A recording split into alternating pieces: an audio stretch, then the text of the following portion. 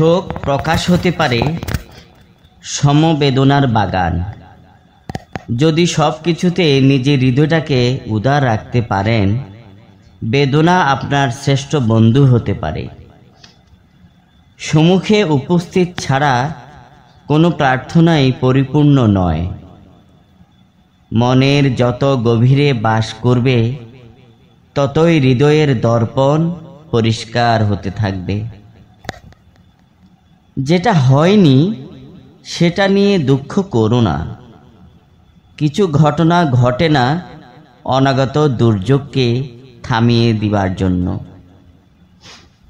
অর্ধেক নিঃশ্বাস সম ক্ষুদ্র এই জীবনে ভালোবাসা বিনে অন্য কিছু বপন কইর না।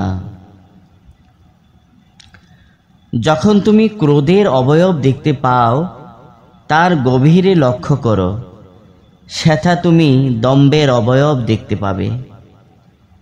যদি থাকে অতুল, তবে দান করো তোমার সম্পদ। প্রদীপ হও কিংবা জীবন্তরী অথবা সিঁড়ি, কারো ক্ষতপূরণে সাহায্য করো। তুমি আলোর প্রতি তার স্বীয় ও শাশ্বত আঁখিতেই দৃষ্টি নিক্ষেপ করো।